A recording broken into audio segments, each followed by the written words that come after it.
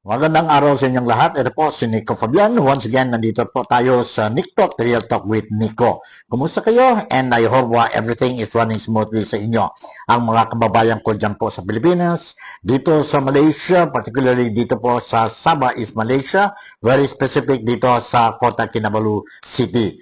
And of course, ang mga kababayan natin na dyan sa mga iba-ibang parte sa mundo, mga OFWs, and also ang mga senior citizens natin. Kumusta kayo po lahat? And I wish today, now is May 7 na po, no? May 7 na. And siguro, decided na kayo po kung sino-sino mga kandidato ninyo, iboto come Monday, May 12, no? May 12 ang midterm election natin po. And sige, ingat-ingat lang po. And ang mga kandidato natin sa Pilipinas, be it the national candidates, local candidates, no? Busy-busy pa sila din trying to do the level best to lure or to sabihin natin convince ang mga voters to support their candidacy. Be it senators, mayroon tayong 12 vacancies, senator, and mayroon tayong mga congressmen. Now we have a total of 300 something, slightly over 300 congressmen. Ang position nila ngayon po is open. Is open. And mayroon tayong mga governors, vice governors, mga board members, provincial board members, mga assemblymen, mga city mayors, no? City mayors, municipal mayors, and of course, mga city and municipal councilors po. So, everybody is busy and it's just a matter of ilang tulog na lang po. Then, we will wake up on Sunday or on Monday and we have to exercise our rights to vote. Right to vote. Very important po. Why? Because it is very important to choose the right candidate po because they will be sitting in the position if we will elect them po for 3 years.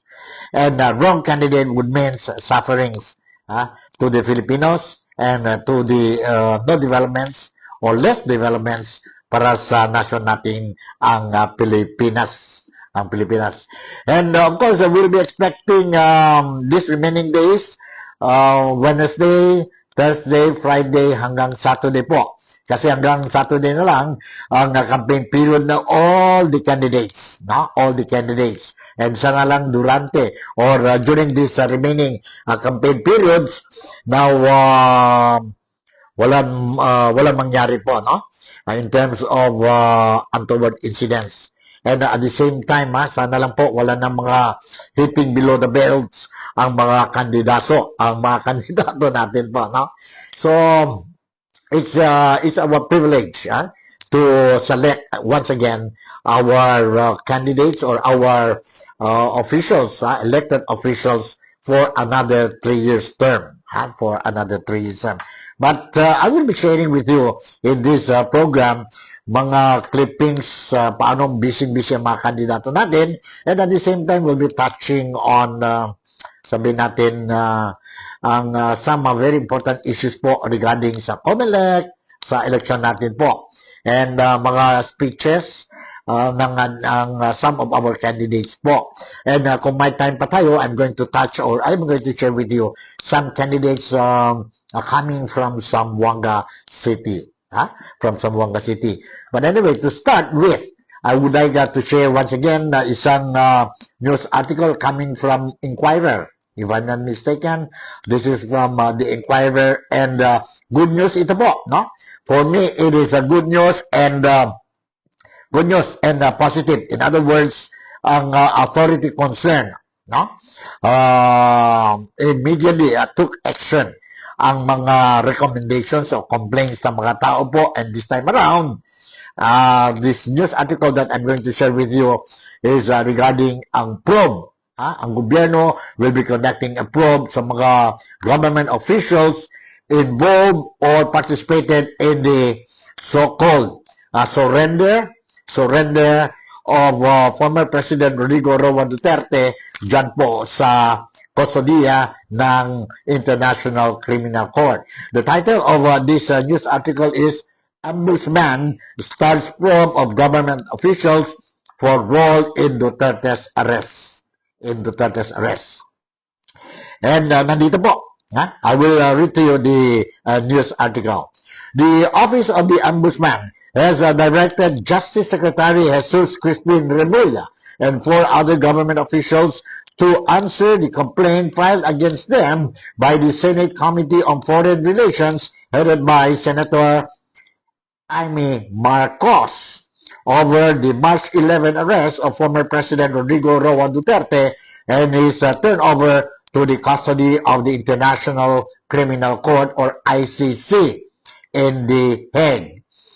According to 2 separate orders issued by the Ombudsman on Tuesday, and that was yesterday, May 6, Remulla and his brother, Interior Secretary John Vic Remulla, along with the Philippine National Police Chief General Romel Marbel, PNP Criminal Investigation and Detection Group Chief Nicolas Torres III, and Special Envoy for Transnational Crimes Marcus Lacanilao, were directed to submit their counter affidavits within 10 days, along with their witness affidavits.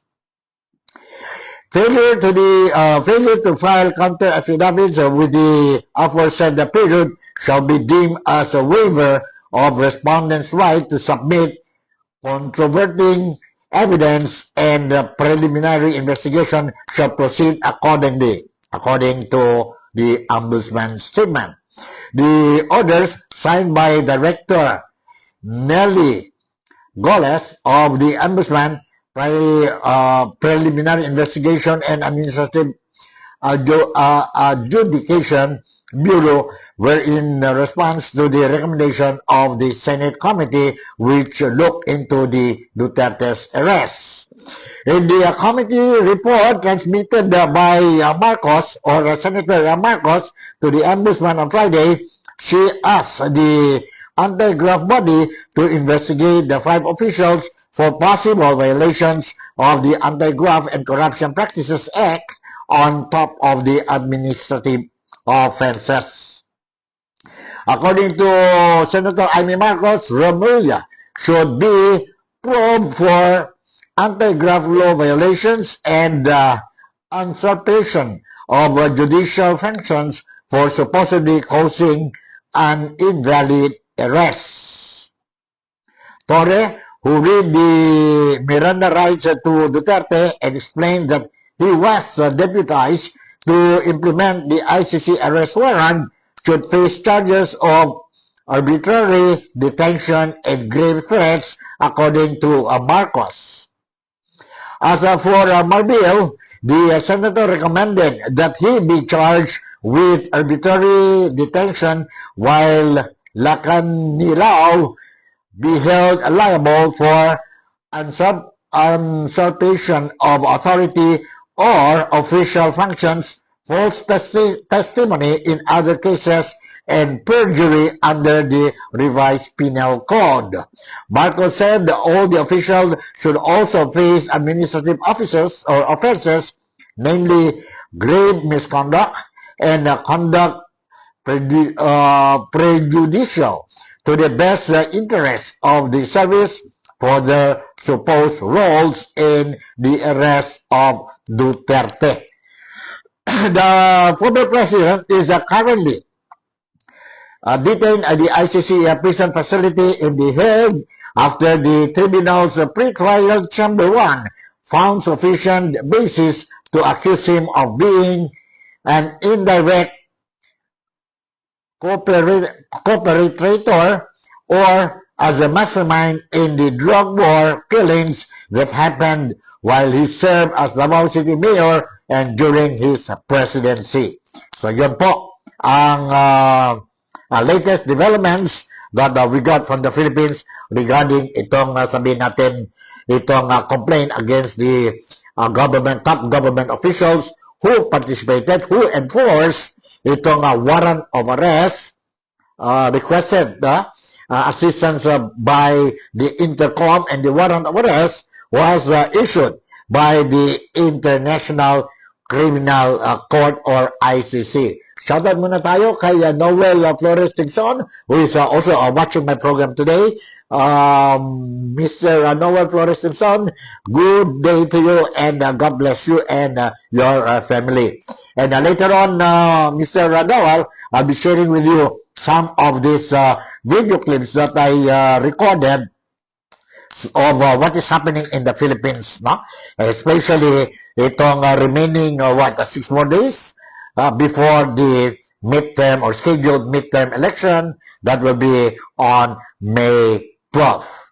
And I was also made to understand that no less than the Vice President, Inday Sara Duterte, is also calling for the authorities concerned to also include President Bongbong Marcos in the case against, together with this, sabihin natin, top officials po, which starting from the DOJ Secretary si Romulia, ang kapatid niya si Secretary ng Internal Local Government, si John Vic Remulla, and then mayroon tayo si PNP Chief Police, si Marbil, and of course si Torre, General Torre, Nicolas Torre III, and of course ang Special Envoy si Marcos Lacanilao. Yun po. So later on, I will be giving you more details on this thing via itong mga video clips that I prepared for all of you for this special program natin po dito sa NikTok, The Real Talk with Nico. And if you notice, ang title natin dito for today, ang NikTok, The Real Talk is Kittie, The Star is Born. Who is Kittie? Kittie, or better known as, or Veronica, better known as, or fondly called by many Filipinos as Kittie. She is the youngest daughter of Tatay Digong. At the very young age, at the age of 21, dapat nasa eskwelahan siya po. But because of what happened last March 11, the Philippine government assisted in surrendering Tatay Digong sa kustodiya ng International Criminal Court. Now, si Kittie, the 21-year-old girl, has no choice but to participate dyan po sa political activities sa Pilipinas. And we heard one or two occasions si Kittie already spoke sa mga rallies po. One is the other day sa Quezon, and last night dyan po sa grand rally ni Marcoleta, Congressman Marcoleta, who is now eyeing for or to be part of the 24-seat Senate, senators po ng Pilipinas during this or after the midterm election po, ang grand rally ni Congressman Dante Marcoleta.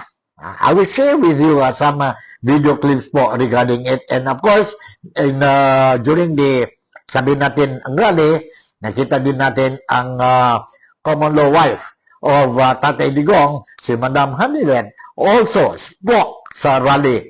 And I don't know, if you look at the video clip that I'm going to share you in just a moment, now you will see the crowd po dyan sa Philippine Arena, no?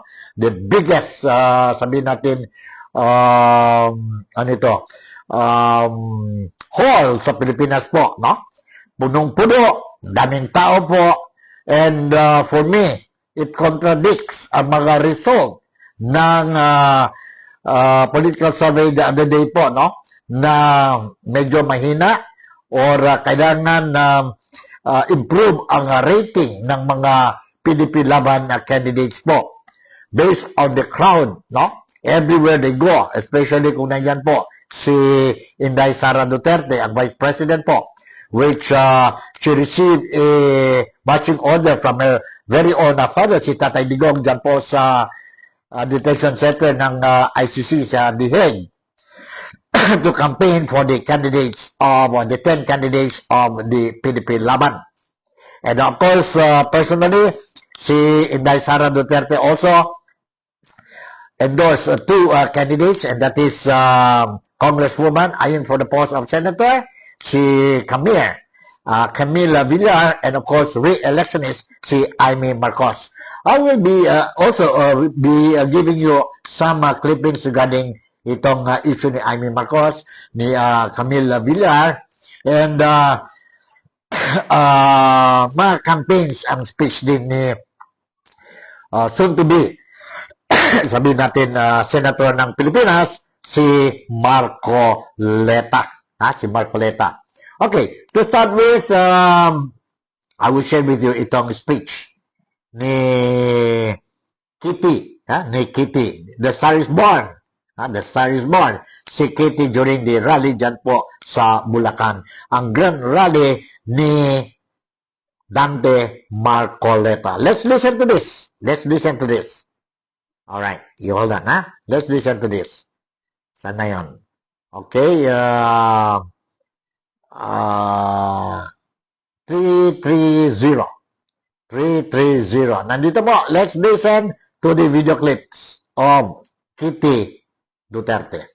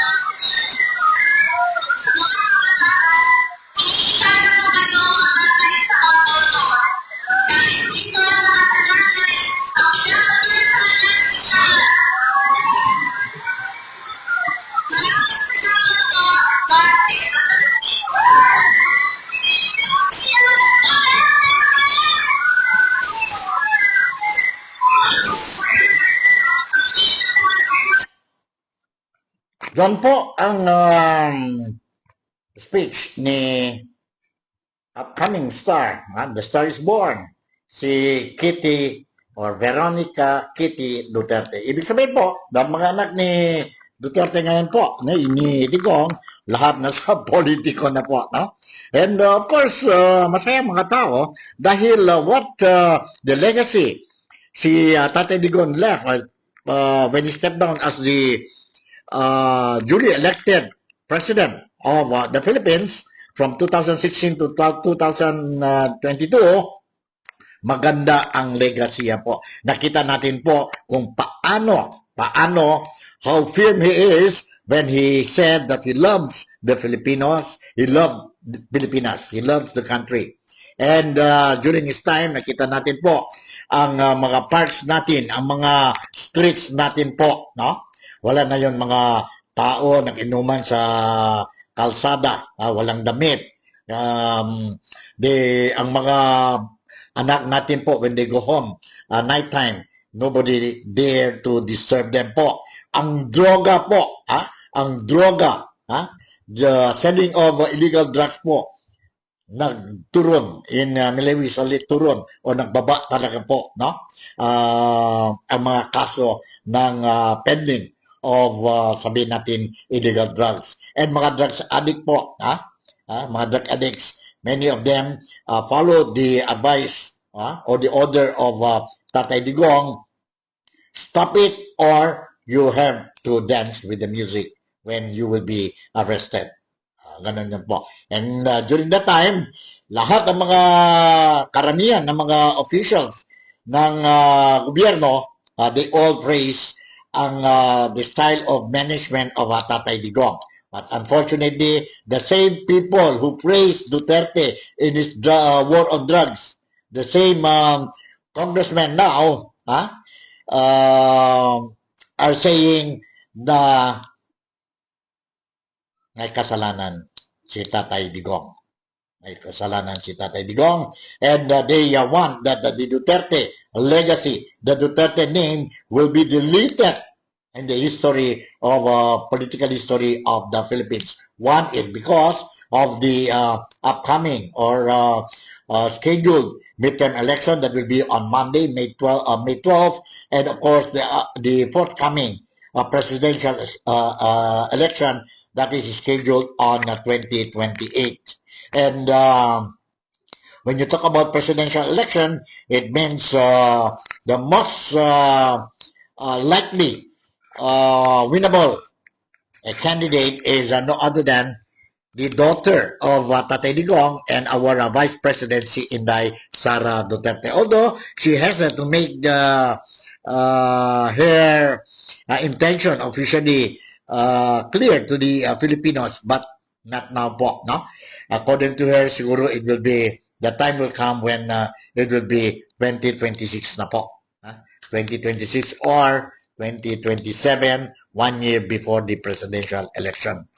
Alright, this time around, I'm going to share with you a short statement coming from no other than the common law wife of Tatay Digong, who is also now active in the campaign rallies of the PDP laban po. Dahil what happened to Tatay Digong po, who is now nasa kustodiya ng sabihin natin kustodiya ng ICC or International Criminal Court. April Montenegro, yes madam. Kumusta kayo po dyan? And good day to you, good day to your children, good day to everybody dyan po sa Maynila. Si April, no? Si April dyan po sa Maynila, and thank you for watching, and I hope, ito si April. April, did you decide already kung sino-sino mga kandidato ninyo po? Sabi ni Tatay Digong, Tatay Digong, don't forget ang mga kandidato niya dyan po sa PDP laban. Kayo na pala, April. That is your right. You choose. But my advice to you is that choose according to your conscience. Choose, and then may time pa. Madam April, we still have time. Listen, lend our ears and eyes to these candidates, And final decision will be made maybe on Sunday. And of course, the following day, when you wake up, make sure may kodigo kayo and go to the polling centers and cast your votes. And of course, the obligation doesn't stop there after you cast your votes. No? It will continue. Make sure that your eyes and ears are still open. No? Of what is happening dyan po sa polling center po. Because there are rumors, speculations, mga marites po. Baka mayroon cheating sa election. Sana lang po wala. Sana lang po wala. Because this is secret. Secret talaga po ang voting natin po.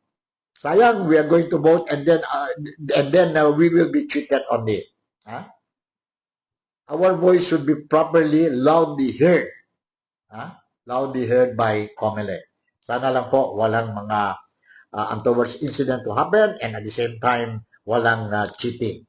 And by doing so, being alert, no? Maganda ang future ng bayan natin. Ng bayan natin. Alright, nandito. Okay, Madam April. Si Madam April nandito. If you want to listen to the brief statement of Madam Hanilet. Si Madam April still sporting long hair, is it? Alright. Anyway, nandito. Let me share with you itong sabihin natin speech, a short speech of a portion of the speech of Madam Hanilet. Nandito po. Let's listen to this. Sabi ko, 143. 143. Nandito po. Let's listen to this. 143.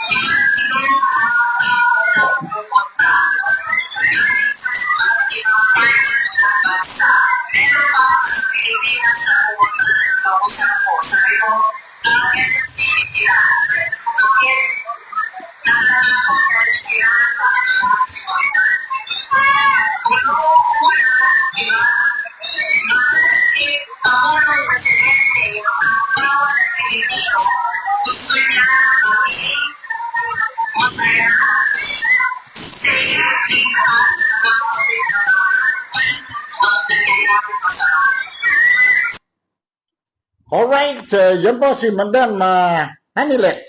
Dyan po sa Grand Rally ni Dante Marcoleta. Dyan po sa Philippine Arena, Bulacan. Last night ba ito? Last night ba ito?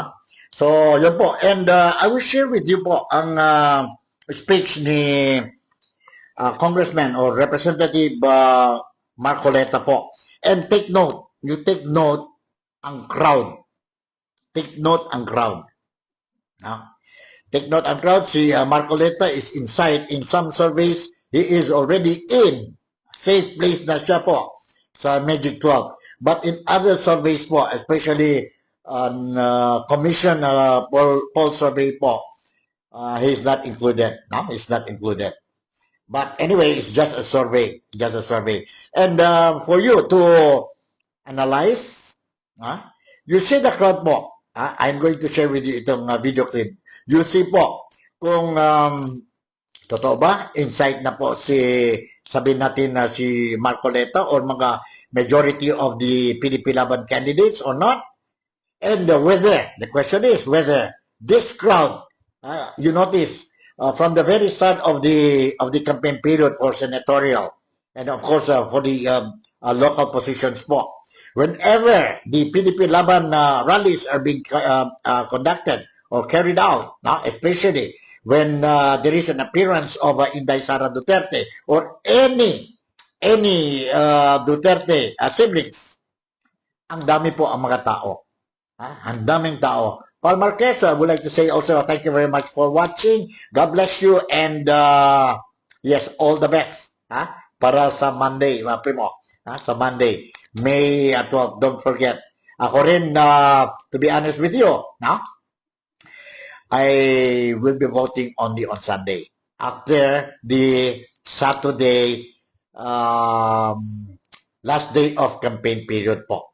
Pero meron tayong mga ideas na po kung sino-sino ang mga sabihin natin na mga kandidato natin po. I'm doing it online kasi sa labas kami ng Pilipinas and we cannot vote local candidates like congressmen, city mayors, councilors, and so forth and so on.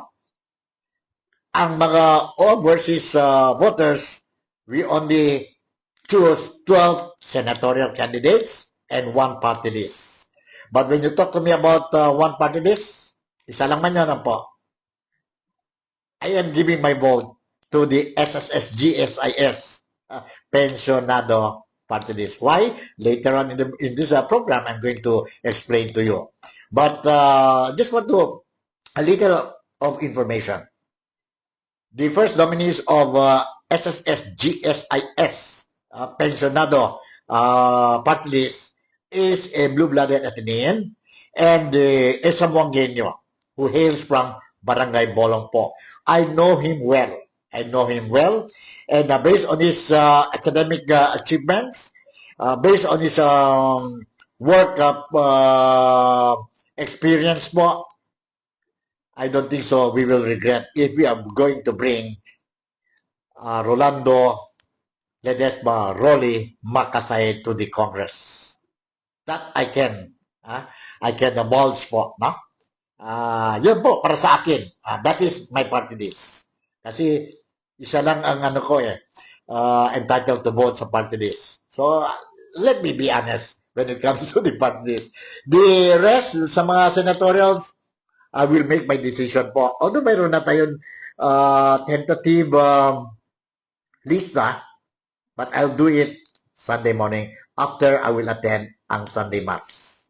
Sunday Mass po. Okay, let's move on. I will share with you ang speech ni Representative Marcoleta dyan po sa Grand Rally ni Marcoleta held at the Philippine Arena dyan po sa Bulacan.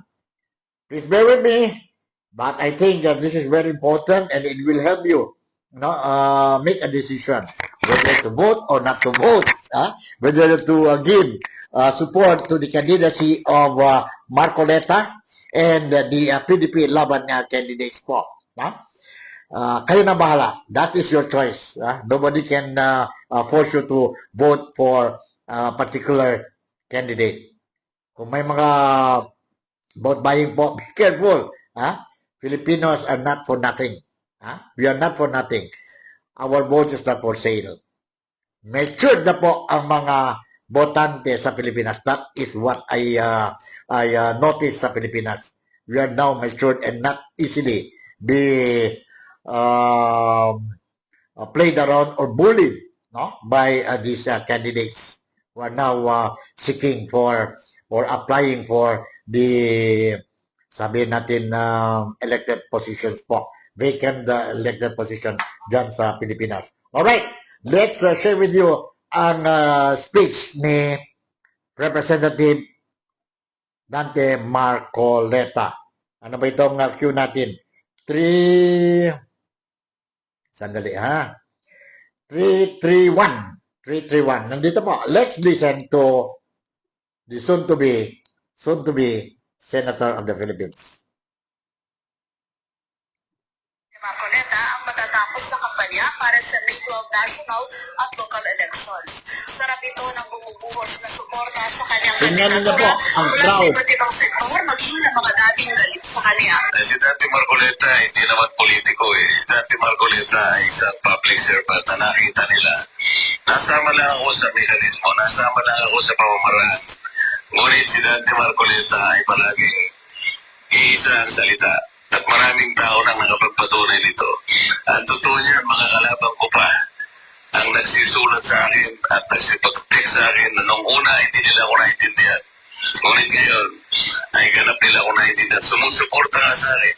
Ang isang maliwanag na ebidensya dito, naalala mo ba yung aking mga ipinakulong sa mayor sa Pampanga? Sila ngayon ang campaign manager ko diyan sa bahagi ng kanilang nasasakop. Malaking kaibahan din niya ang karanasan sa ginawa niyang pag-iikot ngayon kumpara sa mga nakaraang eleksyon. Mas naunawaan na raw ngayon ng mamamayan ang pangangailangan pumili ng kandidatong makatutugon sa mga problema ng lipunan. Mas nakita ko yung pagtanggap ng tao. Unti-unti parang nabubuksan ang isip ng mga tao na kailangan natin talagang pumili. Na hindi pala biro-biro lang o basta-basta lang may maisip ka lang na iboto. Nakasalig pala dyan. Yung may kaugnayan pala dyan kung magbabago ang patakaran at pamamahala sa isang bansa. Kasi kung minsan nagsasalita ako sa kanila, sinasabi kong palagi na ang kapangyarihan ibibigay ninyo sa kanila. Kung hindi naman nila gagamitin para sa inyo, mag-isip-isip na kayo. Sa tingin ko, unti-unti nabubuksan ang kanilang mga pag-iisip. At sana ay magtuloy-tuloy na. At sa nakikita kong parang groundswell ng mga tao, bagamat ang mga survey companies ay nananatiling matumal para sa akin. Ngunit hindi naman ako naniniwala sa kanila. Pinaniniwalaan ko ay yung mainit na pagtanggap ng mga tao, hindi lamang sa mga rallies. Miski na sa mga motorcade, mararamdaman mo kung ikaw ay tinatanggap ng mga tao. Yun ang aking batayan, yun ang aking indicator na sa aking palagay ay isa tayo na mauupo sa Senado sa darating na eleksyon.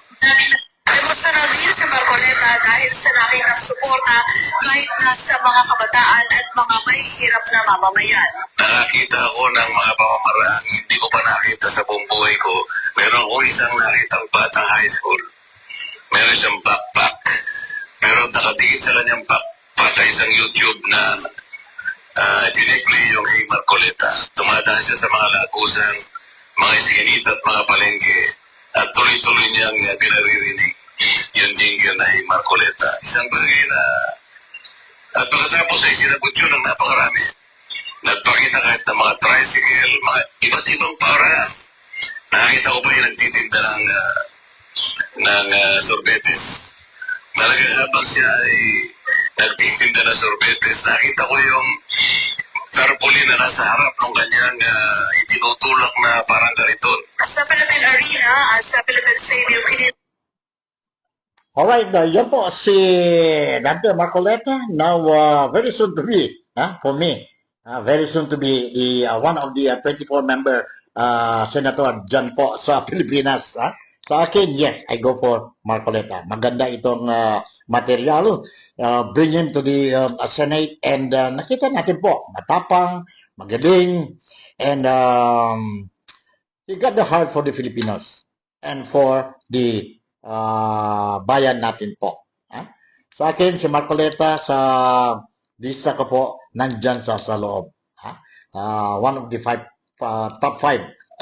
Sa akin lang yan po. Sa inyo, kayo nang bahala po. But if I can recommend, then I will be very happy to recommend Marcoleta. Let's bring him dyan po sa Senado. Dyan sa Senado. And talking about Malaysia, I was in Malaysia for more than 1 month the other day. Bago lang ako dumating o bumalik dito po sa Kota Kinabalu. I was moving around dyan sa Kuala Lumpur. And mayroon mga Filipino communities. There is one shopping mall there na lahat na mga bagay o mga items from the Philippines. And majority, I think 99% of the shops sa mall dyan po sa sentro ng Kuala Lumpur, no? ay Filipinos po. And I started asking them, my humble survey, no? And I noticed that majority of the Filipinos po, they are going for, or they're the supporters of Tatay Digong. And whether you like it or not, record shows dito sa Malaysia that since the past elections, be it the presidential election of Tatay Digong, that was 2016, and then mayroon tayong midterm elections 19, mayroon tayong ulit ang presidential election na 2022. Now, Malaysia is a Duterte country. That's what I gathered po during my survey since 2016 hanggang ngayon. Although, ang voting power ng Filipinos dito sa Malaysia, hindi masyadong malaki, but it will really help. We have the voting community dito po sa Malaysia.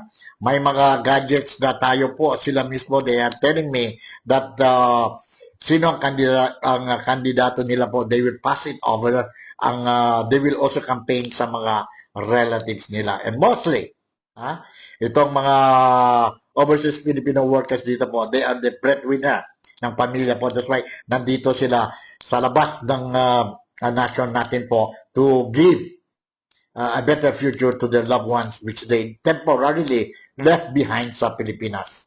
And I think, mga anak nila po, husband ba, wife ba, I think they will listen to the recommendations of their loved ones dito po sa abroad or dito po sa Malaysia. That's how I look at it. No? That's how I look at it. Alright, let's move. Ang mga kandidato natin po, as what I said, ilang gabi na lang, ilang tulog na lang po. And by Monday, we are going to the polling centers. We are going to the polling centers. Shout out muna tayo kay Noel Pablo Sebastian. Good afternoon. Sir, shout out sa Zamboanga City, Divisoria. Mga Bibientes de Divisoria. Later on, I'm going to share with you some of the candidates dyan po sa Zamboanga City. Dahil karamihan din dito po sa Sabah, mga Filipinos po, they came from Zamboanga City. They came from Zambasulta area. What is Zambasulta area? It means Zamboanga, Basilan, Sulu, and Tawi-Tawi. And of course, the Barm area. Ang dami din po dito ang mga kapatid natin, brothers and sisters embracing the Islam faith. So, that is the reason why I am doing this blogging since the filing of the certificate of candidacy last October. My purpose is to make sure that ang mga Filipinos dito po, because I believe midterm election is very important. Any election in the Philippines is very important for the Filipinos. That's why I said I will be doing this blogging to inform ang sabihin natin, to inform ang mga kapatid natin dito sa Malaysia what is happening in the Philippines, and by doing so they will be able to make a good decision po. Good decision come Monday, May 12. Shout out din tayo kay Erby Castle. Si Erby Castle. And he was once dito po sa Sabah. We were together. And because he loved very much his wife. Kanan ba yan? Sabi na, okay, I have to go back to Philippines. Miss na ko ang misis ko. Saka mga anak ko. We were together. Tatlo yung kami po. Si Joey La Victoria, ako, at saka si Ernie. Ernie Castillo po. Body-body kami. Sa isang room lang kami po. During that time, you know already how difficult life dito po during the early 80s po. During the early 80s. But, yeah, masaya ako that to learn that si Ernie is doing good. Jong, shout out sa Isabela, Basilan Province. Yes, mga Basileños, no? Mga Basileños, I would like to say good or magandang araw sa inyong lahat po, and make sure to vote po according to your conscience sa Monday. Ganun yan po. Alright, and then, okay, may schedule tayo dyan pa sa Zamboanga very soon. Yeah, once I will reach Zamboanga, I'll give you a tinkle, and siguro we can sit down for a few brown bottles na po. Ganun mo yun? Ano ba yan sa Pilipinas? Sun Mig Light. Sun Mig Light. Hindi tayo kaya yun, Red Horse. Commercial pa ito. Anyway, let's move on. Later on, I'll be featuring some of the candidates sa Zamboanga, Zamboanga City. Not all, because I was trying to get ang mga video clips from the different media outlets sa Zamboanga, and apparently not all I managed to get. But anyway, may araw pa rin tayo. We still have a few more remaining days, and I'll try to feature din mga iba-ibang kandidato po. Alright, let's move on. Yesterday, busy-busy ang mga kandidato natin, mga senatorial candidates po. And let me share with you paanong busy ang mga senatorial candidates natin sa Pilipinas yesterday. Nandito po. Medyo mahaba kunti ang ano natin, but what to do? Last 2 minutes na tayo sa kampanya, and I think importante din ito po to show sa mga followers ko po of what is happening dyan sa Pilipinas. Nandito ang video clips that I would like to share to each and every one of you about the mga kandidato natin po, how busy they are yesterday, today, and the coming days hanggang Saturday. You hold on. Nandito po. Saan siya natin naka-assign ng kampanya ang retirado Marine officer na si Ariel Kirubin. Nakipagpulong siya sa mga local leader at ipinangako ang good governance sa Mindanao sakaling manalo. Maghapong naluyo sa Marinduque ang isa pang independent candidate na si Luke Espiritu. Pangako niya mga programa para sa mga mangingisda, magsasaka, manggagawa at maliliit na negosyante. Nakuha naman ni Camille Villar ang suporta ng ilang opisyal at kandidato sa Dasmariñas, Cavite. Dumalo rin siya sa Zumba event para sa mga kababaihan at solo parents. Si Senator Francis Tolentino, sinuyod naman ang Laguna at Kamaynilaan. Hinimok niya mga botante na piliin ang mga kandidatong naninindigan para sa kapakanan ng bansa at hindi sa dayuhan. Tuloy-tuloy rin ang kampanya ni Senator Bong Revilla tungo sa Cotabato. Pumunta rin siya kamakailan sa Bonggao, Tawi-Tawi. Si Senator Pia Cayetano sa Iloilo naluyo ng mga botante. Dito nakipagpulong siya sa mga stakeholder at mga lokal na opisyal. Si Senator Nito Lapid, naglibot naman sa Zambales. Patuloy daw siyang maninindigan na walang isusuko kahit isang pulgada ng teritoryo ng Pilipinas sa mga dayuhan. Habang si Benhar Abalos nagtungo sa Pampanga, ipagpapatuloy niya raw sa Senado ang laban para sa pagbabago. Sa may kawayan Bulacan naman nangangpan niya ang CEO na si Willie Revillame. Nagmano siya sa mga senior citizen na nagilang raw ang kanyang pagtakbo. Pinisita rin siya ng mga liga ng barangay na saka nag-motorcade. Samantala, opisyal ng sinuportahan ni Senator Alan P. Cayetano si Revillame sa pagtakbo niya sa pagkasenador. Ayon kay Revillame, nais niyang maging mentor sa Senado si Cayetano. Si Senator Bato de la Rosa at iba pang pambato ng Duterte o mga kandidato ng PDP laban nag-motorcade sa Pasig, Cainta, Taytay, Antipolo at Marikina. Nag-motorcade din sa Makati ang isa pa nilang kaalyado na si Rodante Marcoleta. Kabilang isa si Senator Bongo, nakasama naman sa sasakyan si Philip Salvador. Si dating Senador Kiko Pangilinan, nanuyo ng mga botante sa Iloilo. Muli niyang iginiit na isusulong niya ang mga abot kaya at masustansyang pagkain. Gayon din ang tapat na pamamahala.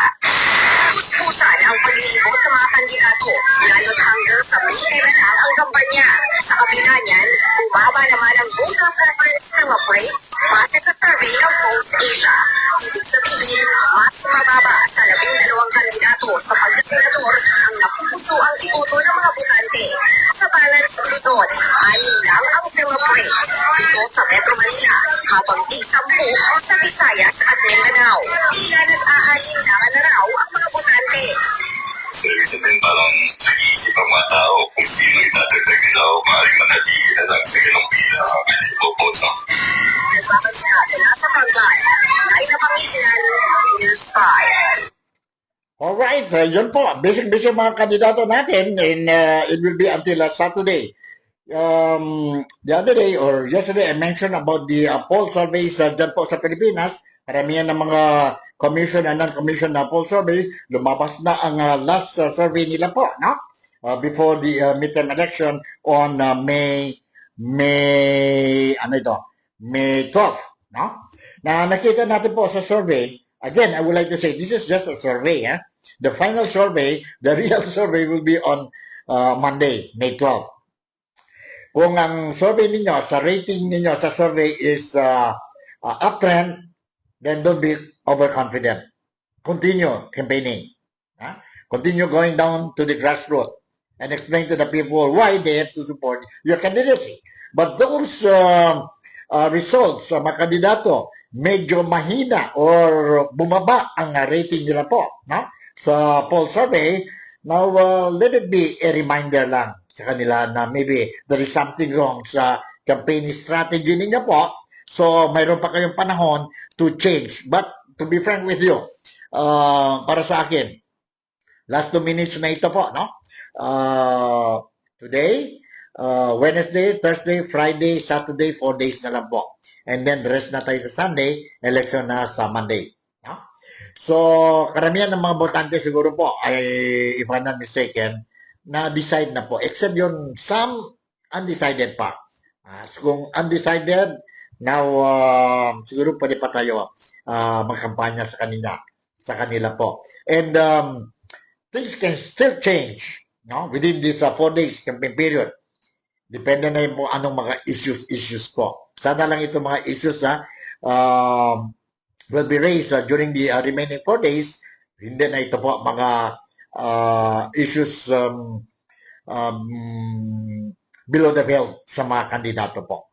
Sa mga kandidato. And of course, don't forget itong mga vote buying po.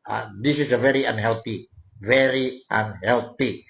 So let us not entertain po. Let us not entertain. I noticed dyan po sa Cebu City the other day, si Bongbong Marcos, ang alyansa para sa mga Pilipina o para sa bagong Pilipinas po, nag-attend ng grand rally sa Cebu and attended by Governor Gwen Garcia. I noticed po, dalawa lang yata ang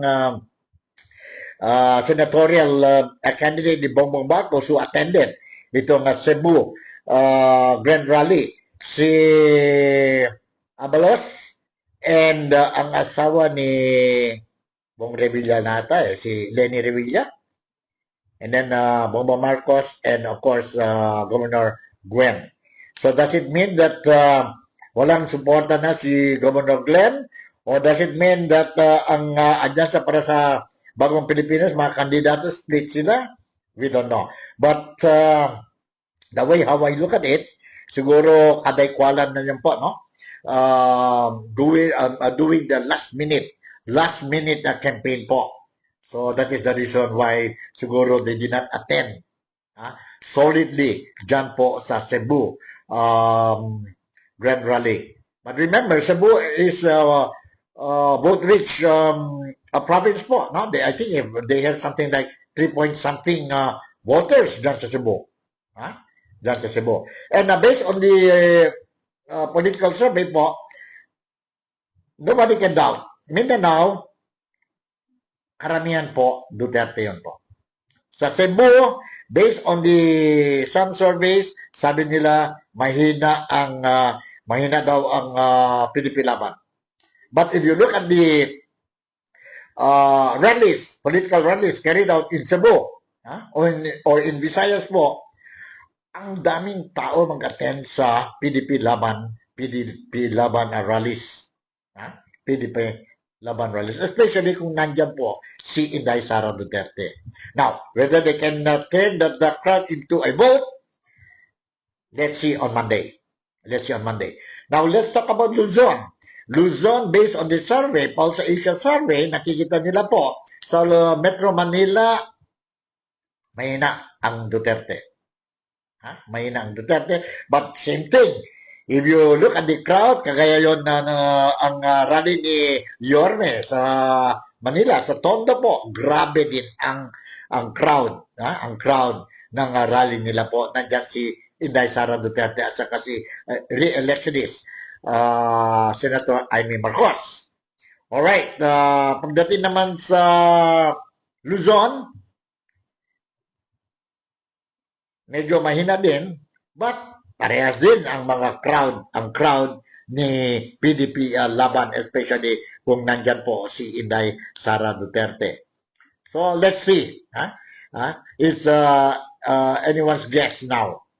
It's anyone's guess, especially what happened to Tatay Digong last March 11 might impact talaga yan po. The sympathy goes to the Duterte supporters, Duterte candidates. That's how I look at it. That's how I look at it. Let's see. Kung, because both parties are campaigning for straight votes, block voting, Alyansa para sa Bagong Pilipinas, they are campaigning for that thing. And of course, ang Duterte team is calling for block voting or straight votes po. Let's see again. Let's see. Okay, when we talk about approval rating po, I will share with you itong brief statement ni Amy Marcos regarding ang approval rating ng Marcos administration. Let's listen to this. Hold on, approval rating 152. 152. Meron ba tayo dito 152? Sandali, let's listen. Let's look for 152. Kung wala, what to do? 152. Nandito po. Administration, it's very, very clear that the approval ratings of the administration are very, very bad, no? Napakababa dahil siyempre, pag mataas ang bilihin, walang masyadong trabaho, talagang walang happy, no? At dahil sa apelyido ko, Marcos rin ako, damay-damay talaga ako. Unfortunately, magkapila ang damay ko, collateral damage ako kapag nasisira yung administration. Tapos, binabanatan rin ako pag may Duterte issue kasi sinasabing ko makakampi ako. Ang totoo, wala akong kinakampihan. Pag mali talaga, ayoko. Ganun lang yun. Manang ako eh. Diba?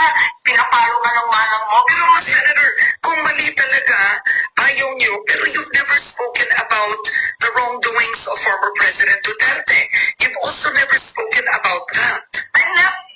That's not true. I don't think that's right. I've said time and again that President Duterte should be heard here in the Philippines for the crimes that are alleged. Because sinasabi na innocent siya. Hindi naman ako baliw. Ano siya mismo na ina-admit nga niya eh. Ano pang pag-uusapan niyan? Pag yung tao mismo sinasabi, ginawa niya talaga. No, pero what I'm trying to say is one thing with the surveys is that clearly the administration's disapproval ratings are impinging on me. That's very clear. Marcos pa rin ang pilihan namin eh. Pare-pareho lang kami. Ikalawa, yung problema na identity crisis, maraming ang hindi maniwala. Baka political stunt lang itong sa Duterte. Pero para sa akin, masyado ko nararamdaman ang ama ko, yung tinangay sa abroad. Nangyari na sa amin eh. Kaya ang lalim ng hugot ko. Oo. Alright, yun po si re-electionist Amy Marcos, commenting on the poor rating of the administration po, dyan sa Pilipinas. Alright, so, okay, saan na tayo magpunta? As what I mentioned earlier, before I forget, si Amy Marcos po, pagdating sa Metro Manila, pasok ang pangalan niya sa Magic 12.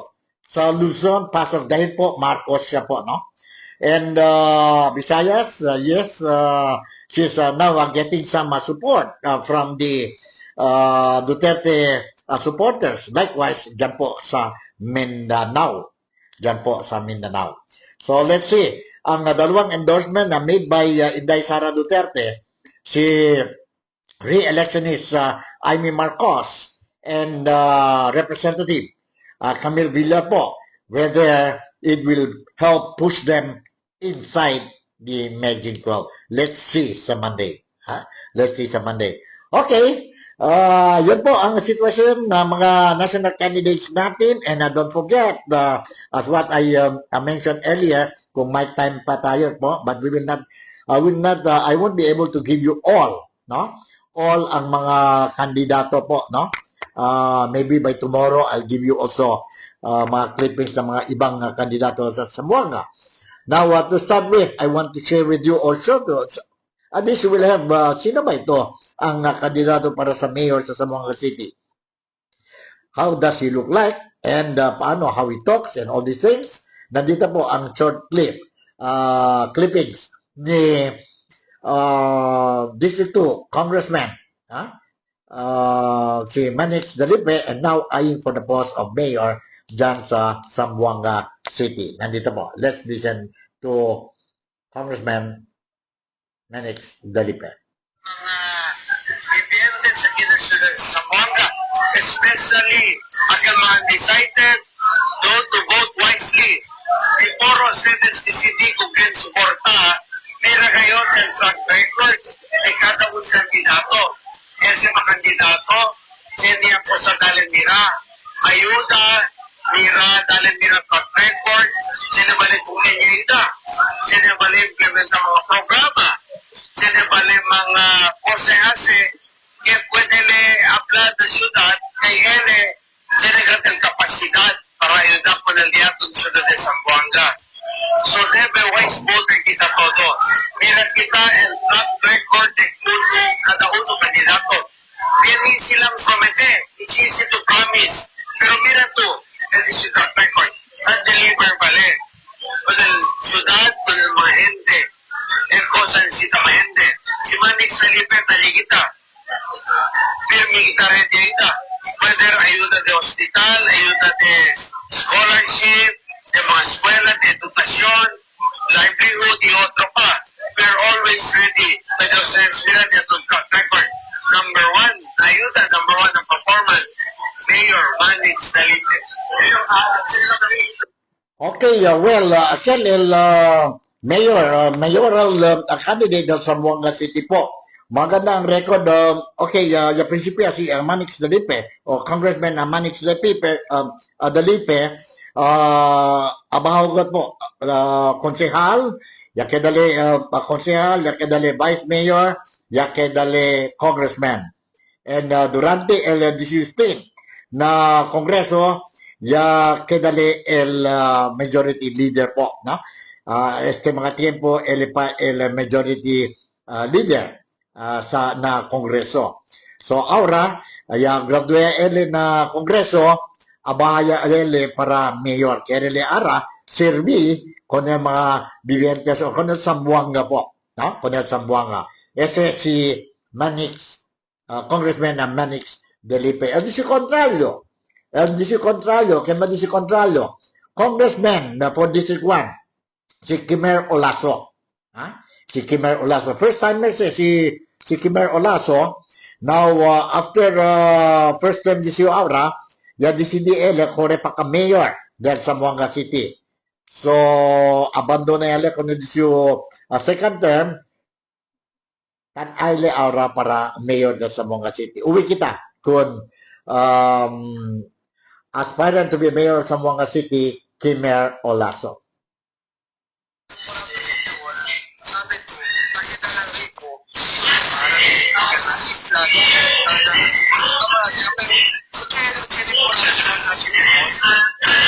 mas narin tabla, mas meron direct na sisipo, diba? Pero ang mga negosyante na, traders, tinis naman ko sa Zamboanga, may problema o kasi yung parang nila ng Malaysia, tapos kasi natin ang video ay muda, na natusin ng Malaysia to Zamboanga, Malaysia to tayo tawag na iwan na para, kasi ang mas nila nila yung sa syudad ng Zamboanga. Kasi, naman namin na tayo like ng Malaysia, may tuto nila po sa kumpra. Kasi, siya tayo agad to kung yung pera sila ng polisi. Di ba, pero basta hindi ako, kasi yung loko, mas nagdagis sila ilan. That is wrong. Kaya po, nalabarin kasi nila ng mayor,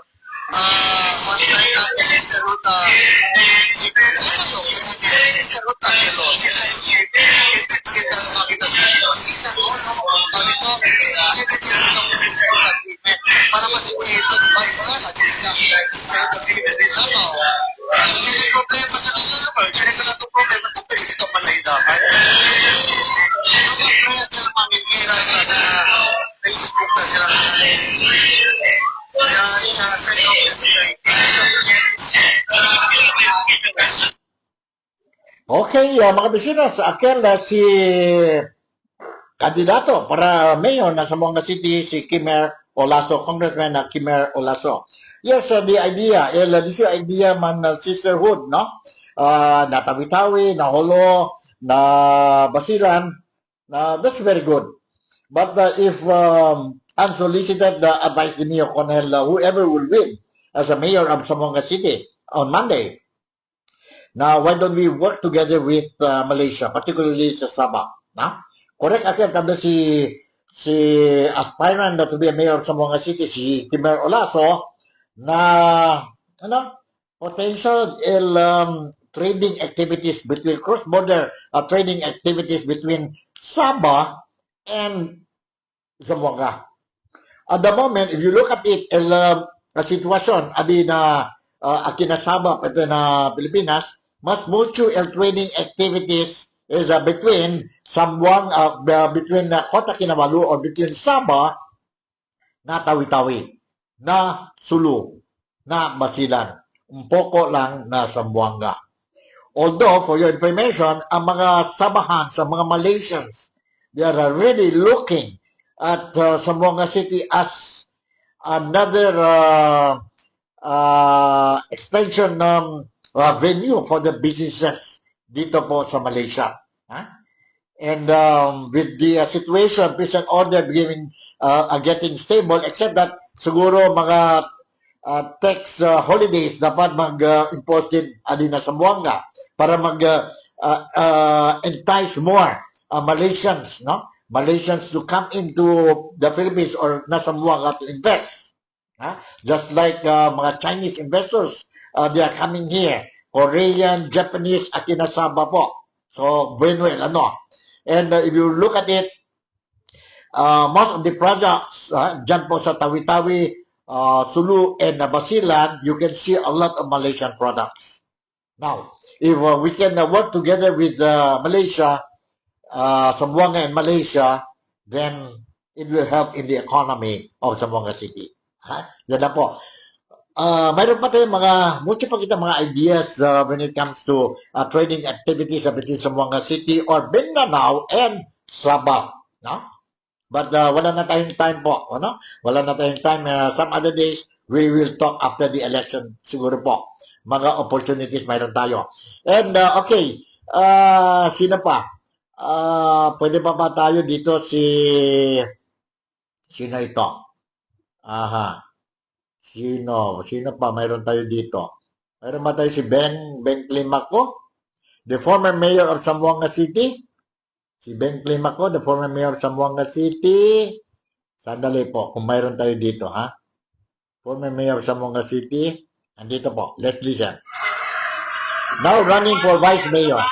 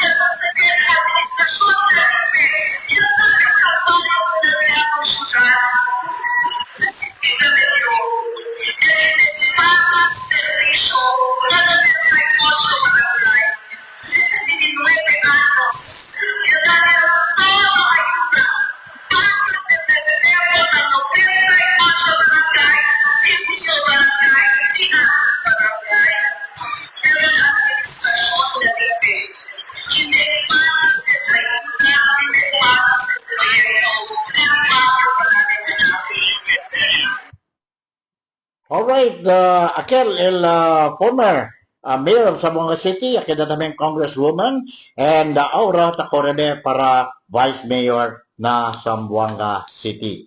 Okay, tiyan na pa kita ki. Kung tiyan pa, alright, District 1 Congressman, uwi daw kita. Uwi también kita. Alright. Endorsement ni Vice President Sara Duterte, pingrande kasi impact ng mga botante. Sabi kita mo din, Zamboanga City is a DDS country na sila. So anything that would come from the Duterte family, pingrande kasi in terms of na politika. Presentado tayo, hindi kung debera sa DDS, si ito ta suporta hasta Arab na kan mga gente kanya mandator nita ng mga Duterte. Kaya ng mga Duterte lang el tayo na kunaton desde antes. Anya lang kita experience sa akin de berasan cambio na syudad di aton bato sila nasintapan na pwesto. Alright, aquel po, si Kaiser Olaso, District 1 Congressman, eyeing for that post. Alright, tiyan pa ba kita ki? Tiyan pa kita pwede hold on. Si Totong Perez, nakikita ki kung Totong Perez. And, District 2 tamen, si Jerry Perez. Let's listen. Congressman, kandidato para congressman na District 2. Let's listen. Puruan District, especially sa Puruan, kaya malata ka district. So, wala, ang taliga ng eleksyon, kaya lang siyempre sila. Pag kita, Puruan District, kabilang po sa sila ka sila. Mga proyekto. So, LD aton ganet, kaya, kung may natin ka na kita yung mira gane, ondi-ondi kita kiyanda, kilatuan, kalabasa, mucho, mga diaton, mga muti, mucho el diaton kahit namirita mga kanino agal farm to market roads kaya mucho pa kebraw kahit namira kita kilang na highway bueno pero agal mga farm to market road din normali na mga kanino diaton specialmente na mga Rio diaton kahit napasalita ng mga Rio na lagi na mga pwede namira kita then pag tayo dahil nila na control lagi na magede kilo na puruan Alright, District 2. Congressman, si Jerry Perez. Alright, siguro pwede pa kita si entra 1 o 2. 1 o 2. Onde kita si pwede pa kita si entraste. Si party list. Rolando Ledesma Rolly Maca Sayed. SSS GSIS pensionado party list de Zamboanga este po, no? De Zamboanga. Uwi kita. Mira ustedes el cara de Rolly Macasaya.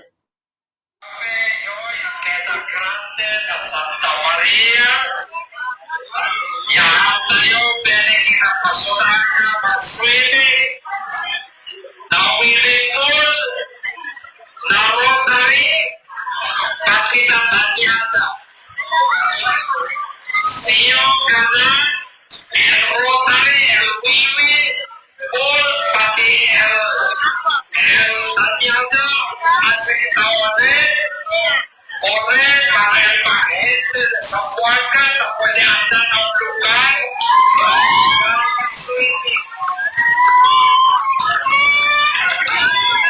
but before, apply din yung mensahe niya na yung mga talents niya maupuan na magkabait. Si Chairman del Cadenao, si Cap sa Mondo, si Cap Rubin Coros, yung Polo nyo, so si Cap Rubin Coros, the whole aquí. Siyempre, yung kita kung nakasya Santos, yan kami natin sa Australia. Alright, yun po, si Rolando Rolly Macasaid, ang SSS, GSIS, pensionado party list nominee. The first nominee. So, mayroon pa ba tayo dito? Mayroon pa ba tayo dito? I'll try to see kung pwede pa, maskin isa. Maskin isa. Sandali, sino pa ba ito? Aha. Let's see. Vino Gingona. Vino Gingona, ano sa Vice Mayor. Eyeing for the post of Vice Mayor. Si Vino Gingona. You hold on. Campaign since the start until March 28 until now. We feel feeling positive, no? And people reception dito sa Daras Canatol dito. So, and I'm very happy, thankful to the Lord that so far it's peaceful, no? We are getting stronger as the days. So far, Alright, that's it, Vino Gingona po. So siguro hanggang dito na lang ang programa natin dahil medyo mahaba na itong program natin for May 7 po, no, May 7. I will make sure that tomorrow I'm going to give you more mga kandidato dyan po sa Zamboanga City and maybe from Basilan, Sulu, and Tawi-Tawi. So hanggang dito na lang to those who are celebrating their birthday today or whatever anniversary they are celebrating today. I would like to say happy birthday and have a wonderful and problem-free birthday. Celebrations sa inyong lahat. Advance happy birthday pala sa anak ko si Shane Fabian who will be celebrating her 18th birthday tomorrow, May 8 po. Happy birthday to you, coming from your father, your daddy, and mommy, and of course, your brothers and sisters, si Saint, si Swim, si Ria, si Nikki, and si Marco. God bless you and have a fruitful and wish you all the best in your new chapter starting tomorrow. So with this, Sinico Fabian would like to say thank you very much for making me a part of your day today. Malaysia, Sabah, the Philippines, God bless us all, and I'll see you tomorrow. Bye.